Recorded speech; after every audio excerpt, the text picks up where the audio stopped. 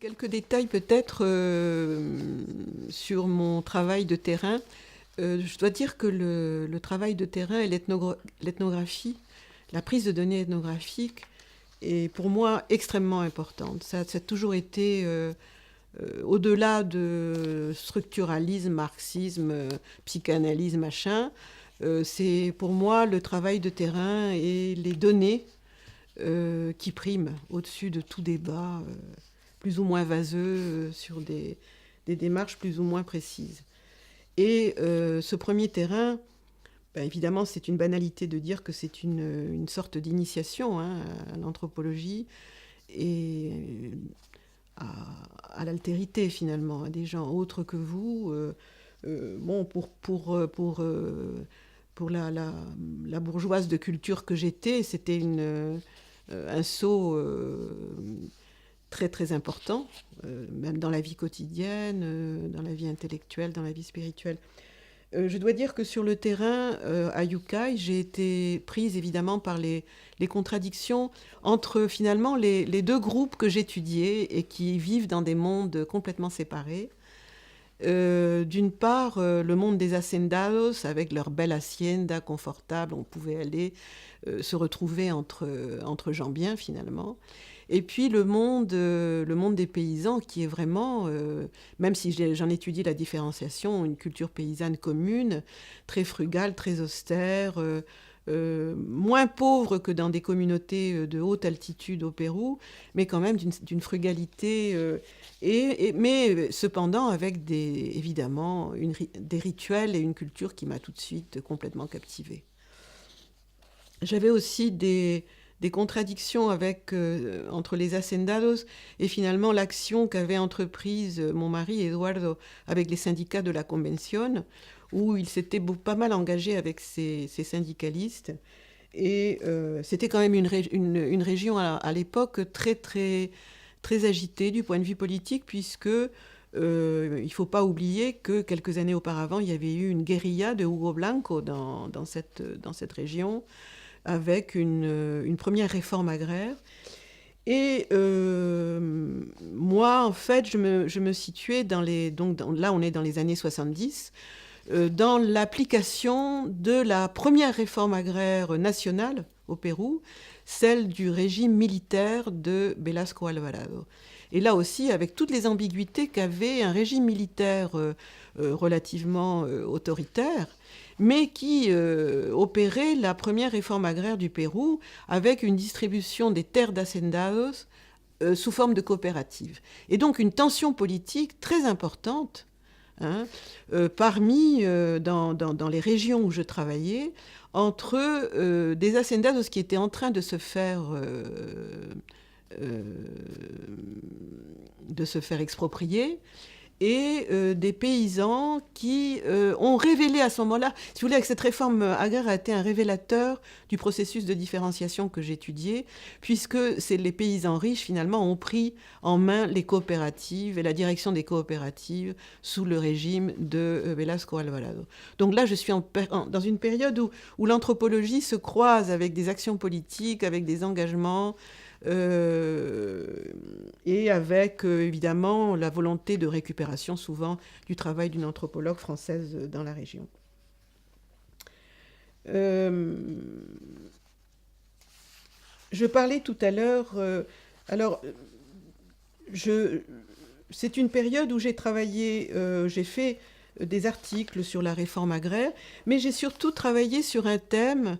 Et là, peut-être que je dois mentionner quelqu'un qui m'a beaucoup, évidemment, influencé, comme tous les gens d'ailleurs qui ont travaillé sur les Andes, je ne suis pas du tout une exception, c'est John Mura, qui était professeur à l'université de Cornell, à Ithaca, aux États-Unis, et grâce à qui j'ai pu venir à passer 2 mois à Cornell University pour apprendre le quechua. Alors ça paraît très bizarre d'aller apprendre le quechua aux États-Unis à l'université de Cornell. L'université de Cornell était spécialisée dans des langues exotiques et avait un département de langue très très bien organisé.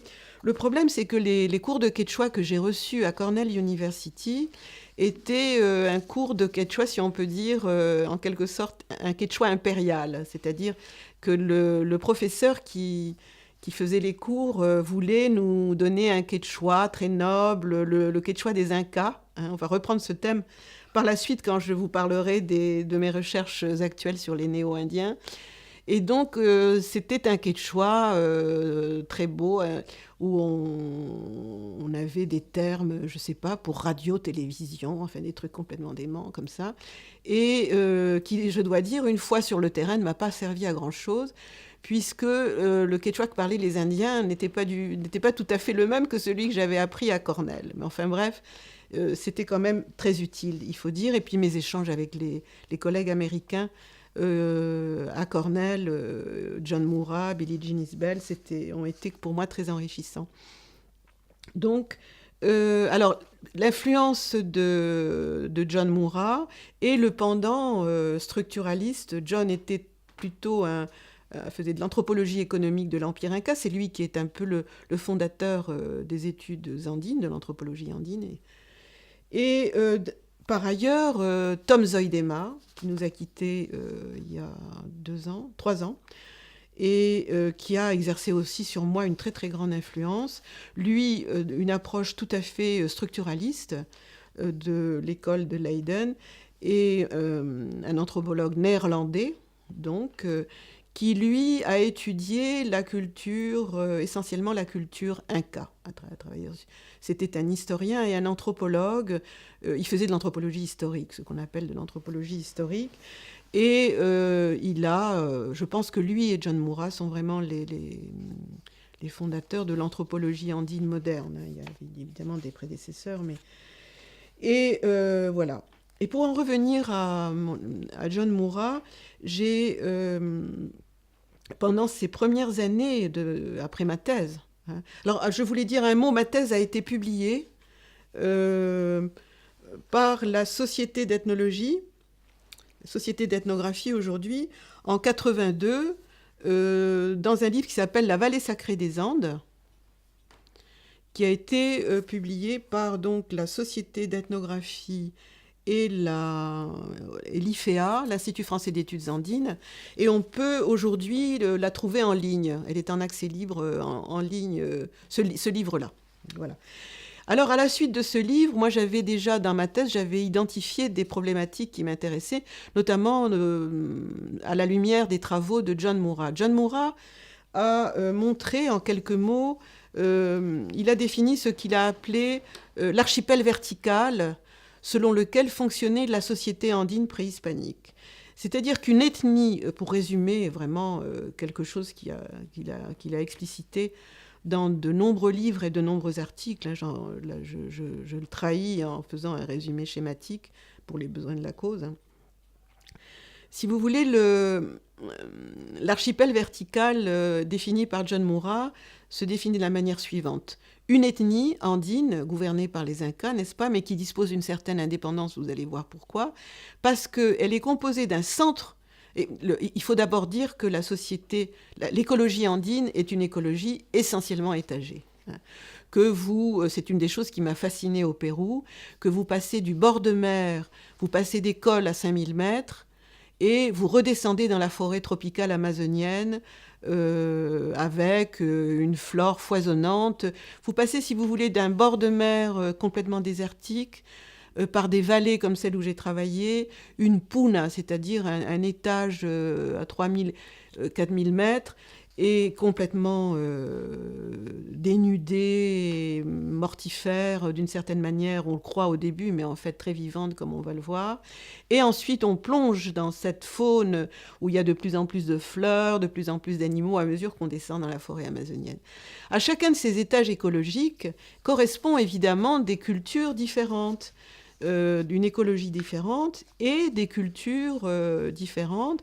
On passe des légumes et du maïs à 2000 mètres, ensuite des cultures de la pomme de terre à 3000, un élevage de camélidés à 4000 à mesure que vous montez.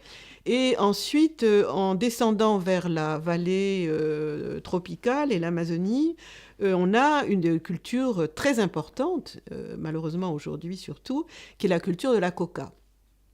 Et donc, vous voyez qu'il y a une culture différente par étage écologique.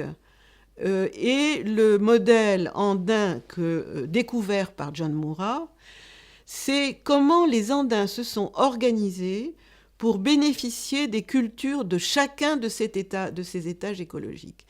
Eh bien, le modèle, c'est instaurer un centre politique de l'ethnie à l'un de ces étages et envoyer des colons dans les autres étages écologiques, colons qui exploitent les cultures de ces différents étages écologiques en ramenant les produits vers le centre politique et en les redistribuant. Et de là vient le modèle qui s'appelle archipel vertical. Pourquoi ? Parce que les îles de l'archipel, eh bien, ce sont des étages écologiques différents. C'est-à-dire que vous allez avoir un étage écologique de maïs, ensuite une zone qui n'est absolument pas exploitée, une zone écologique de pommes de terre qui n'est pas exploitée, en même temps un élevage de camélidés, de lamas et d'alpacas, et ensuite un étage où on cultive de la coca, avec des zones entre ces étages qui ne sont pas du tout exploitées. Donc, vous voyez que c'est un véritable archipel dans la montagne, en quelque sorte. Et John a découvert ce modèle, non pas du tout parce qu'il les avait en tête, mais parce qu'il a étudié ce qu'on appelle des visitas. Visitas, c'est-à-dire des visites de l'administration de la couronne d'Espagne dans des ethnies avec des types qui prenaient des notes très très précises. Combien de lamas, combien d'hommes, de femmes, d'enfants, combien de lamas, combien de sacs de pommes de terre. Une espèce d'enquête administrative, ces visites. Et il en a découvertes essentiellement 2. Très importantes, l'une au centre du Pérou, l'autre au bord du lac Titicaca, le royaume des Lupacas et les Chupaichu. Et à partir de ces enquêtes que fait l'administration de la couronne d'Espagne, il a donc dégagé des continuités, n'est-ce pas, entre ces différentes enquêtes. Et donc ce modèle, typiquement, si vous voulez, qui est une spécificité andine. Hein. C'est pas du tout comme, par exemple, en Suisse, vous avez aussi une exploitation, vous avez des alpages où on emmène les troupeaux en été et ils redescendent. C'est pas du tout ça. C'est pas des gens qui sont à un étage et qui vont et qui viennent, qui vont et qui viennent. Ça existe aussi, mais c'est pas le modèle typiquement andin. Le modèle typiquement andin, c'est ça. C'est à partir d'un centre politique, on exploite différents étages. Eh bien, moi, j'ai eu l'idée de voir, parce que j'avais noté à partir de la vallée sacrée, j'ai eu l'idée de voir qu'est-ce qui restait de ce modèle et dans quelle mesure ce modèle prenait des formes contemporaines. Et c'est comme ça que j'ai découvert que finalement, on avait un modèle préhispanique défini par John Murrah qui parcourait en quelque sorte toute l'organisation sociale des gens que j'étudiais à Yucay. Comment ? Eh bien, à travers des institutions qui n'existaient pas à l'époque préhispanique, mais qui s'étaient adaptées en quelque sorte à ce modèle vertical. D'abord, évidemment, le plus évident, qui est le troc. C'est-à-dire ces vastes marchés où on apporte à la fois, vous avez des pommes de terre, par exemple, au-dessus de la vallée où je travaillais, à Chinchero, vous aviez le marché où il y avait à la fois du maïs, des pommes de terre et de la coca. Et j'ai observé, j'ai fait des études de ces trocs. Il y avait des trocs très, très intéressants, où par exemple, pour la mesure pour la coca, c'était un chapeau de coca. Les gens remplissaient un chapeau de feuilles de coca et échangeaient le chapeau de feuilles de coca contre un sac de pommes de terre ou un sac de maïs. avec des stratégies extrêmement compliquées, n'est-ce pas? Parce que vous aviez des gens qui arrivaient avec, par exemple, des pommes de terre, qui faisaient un troc de pommes de terre avec un sac du maïs, et qui ensuite, avec ce maïs, allaient acquérir des légumes. Vous voyez, des combinatoires de troc dont j'ai fait l'étude, très très complexe, et qui montraient comment les étages écologiques, finalement, se troquaient et s'échangeaient dans un lieu, dans un marché, qui n'existait pas à l'époque préhispanique. C'est comme ça que j'ai découvert en particulier... C'est comme ça que j'ai découvert en particulier que la coca et les chapeaux de coca dont je vous parlais avaient véritablement une valeur de monnaie, hein, dans la mesure où la feuille de coca, vous pouviez la troquer pour toutes sortes de produits. Vous pouviez l'échanger contre des pommes de terre, contre des maïs, contre de la graisse de lama, des peaux de lama, de la laine, enfin il y a plein de choses de ce genre. Et donc j'ai vu que dans la vallée sacrée, ce modèle existait non seulement à travers le troc, mais en plus qu'il avait pénétré les haciendas. C'est-à-dire que l'hacendado qui avait ses terres dans la vallée où je travaillais, il avait des terres à un étage écologique, au-dessus un étage à pommes de terre, n'est-ce pas? Un morceau d'hacienda, où il cultivait de la pomme de terre, et il avait un autre morceau d'hacienda dans la vallée tropicale de la Convention, où d'ailleurs Eduardo travaillait, où on cultivait de la feuille de coca, et où finalement il utilisait par exemple, dans la vallée tropicale de la Convention, où il faisait de la coca, il utilisait des choses tout à fait, des institutions tout à fait modernes, contemporaines, qui n'existaient pas à l'époque incaïque, comme le fermage ou le métayage, en particulier le métayage, n'est-ce pas, où on payait le paysan, le travailleur, sous forme de produits. Hein. Il utilisait le fermage et le métayage pour finalement reproduire un modèle préhispanique, ce qui était très intéressant. Et donc j'ai fait un travail qui a été remarqué par John Mura et qui a bien voulu faire un appendice à mon article qui a été publié par Études rurales, et pour dire à quel point c'était pour lui intéressant de voir que ce modèle qu'il avait dégagé se reproduisait finalement à travers des institutions tout à fait contemporaines. À la suite de quoi, alors ça je l'ai fait pour le fonctionnement du modèle vertical, je ne veux pas rentrer dans les détails peut-être parce que c'est un peu compliqué, de voir comment les hacendados envoyaient des travailleurs d'un étage travailler à un autre étage, en combinant le fermage et le métayage, mais tout ça toujours avec cette idée fondamentale de combiner les productions de différents étages écologiques. Et donc, à la suite de ça, je me suis dit, mais peut-être je vais trouver dans d'autres monographies, d'autres travaux, des traces de ce même modèle contemporain. C'est ce que j'ai fait. Et j'ai présenté un modèle, cette fois, en essayant de rassembler toutes les manifestations de ce modèle d'archipel vertical de Mura dans les sociétés contemporaines. Un article que j'ai écrit, là aussi, en présentant ce modèle avec des différences entre interfamilial, intrafamilial, des cas où, si vous voulez, une même famille travaille, les différents membres d'une même famille travaillent sur différents étages écologiques.